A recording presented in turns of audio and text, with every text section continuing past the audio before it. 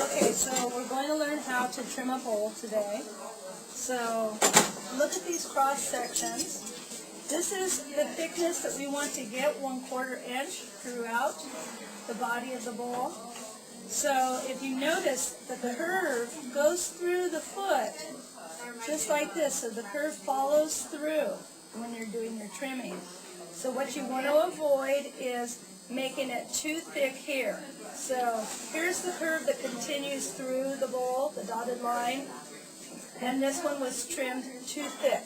It didn't go far enough. And then this is the opposite of that when you trim in too much here, so it's going to be too thin. So what you want to end up is 1/4 inch thickness throughout the bowl. So when I'm doing the demo today, you will see that I will mention this curve that goes through, and so that's what I'm talking about. So let's take a look at some examples of bowls that have been done. So this one is a pretty good foot, but when you grab it like this from the bottom, it slips out of your hand. I'm going to pass these around so you can see them. So it's better if you have a little curve here. Also, the fact that this is a sharp edge here, it has not been smoothed down with a chamois, and therefore it's a little bit sharp. Let me pass that around. This one, there's hardly any foot at all. So once again, it looks pretty good. Actually, it's a good weight, this one, but you can't see the foot from the side, which that's what I call a non-visible foot. But the problem is that you can't really grab it. And you'll see that this helps facilitate glazing later if you can pick up your bowl like that. So this is another one that's kind of a bad example. Here's a good example. This is one that chucked through. So this one you can pick up from the base. It's got a little bit of a curve right there on the side of the foot, so you'll see you're able to pick it up easily. Here's another really great example of a foot. Once again, the curve follows through the foot so that it's 1/4 inch thick throughout, and we can pick that up easily from the base. And also, one last one, again, you can easily pick it up. The foot is nice and smoothed out, and therefore it looks complete. So what I'm going to do now is trim this bowl that I demonstrated throwing the other day in class. So here's what it looks like right now. So we want to follow this curve through and cut our foot. So to begin with, what we need to do is we need to remind ourselves how thick the base of this is. So we're going to take our pin tool, put it through, and measure the thickness. So there's our thickness. We have about a little bit over 1/2 inch. So we know how much we want to take away from that. And we want to end up with 1/4 inch thickness, therefore we're going to trim away 1/4 inch. Remove that little pinhole on the inside and the outside of your bowl by just smoothing it over. Also, before you turn it over, take your hand and feel where it starts to get thick. So in this case, it starts to get thick about right here.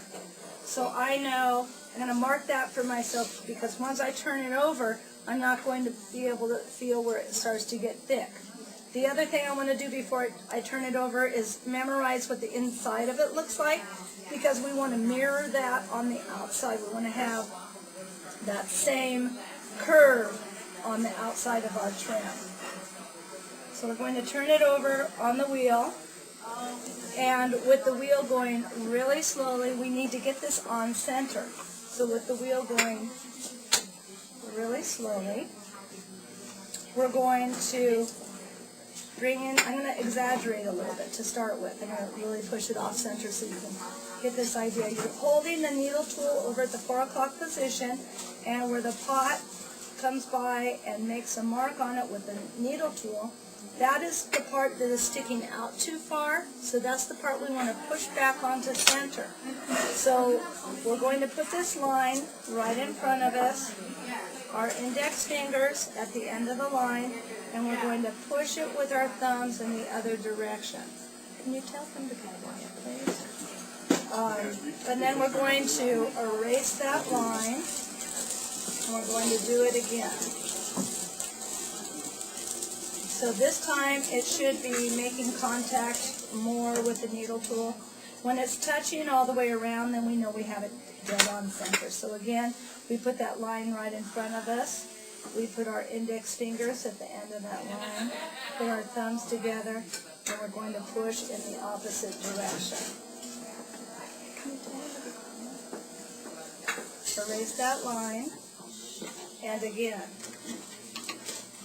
So this time it's almost perfectly on center. See how the line's hitting all the way around? But still, there's an area where it's hitting deeper than the rest. So you want to find that area, and once again, turn it so that is right in front of you, and you're going to push it in the opposite direction. So let's look now and see if we got that onto center. So that looks pretty centered. So now remember, you're not centering it by the rim of the pot, you're centering it by the part that you're actually going to be cutting off, which is the base. So now what we're going to do is we're going to take fresh clay, roll out a coil, and put it in 3 places around the rim. It's important that this is really soft clay.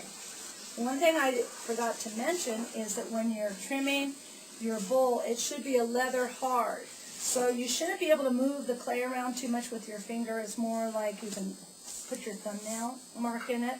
But if you trim too soon, it's going to collapse as you're trimming. So make sure it's hard enough. That's the number one mistake people make, is they trim too early. So now what we're going to do is hold our left hand on the base of the pot, and we're going to push down on our coils. Make sure as you're doing this that you're not pushing against the pot. You're just pressing straight down on the coils, because you do not want to relocate the pot. It's already been centered. And the other thing is we don't want to damage the rim of the pot.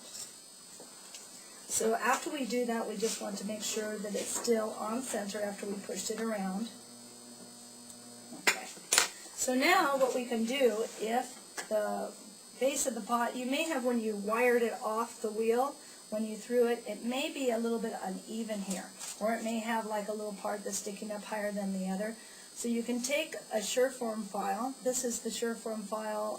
It's called the Mud Shredder by Cheryl, and it's a really great tool to use for this. So you just hold this at the 4 o'clock position and turn the wheel, and you're just leveling it off a bit. Don't go too wild with this, because remember, you've already measured the thickness of the base. So if you take off too much, now your measurement's going to be off.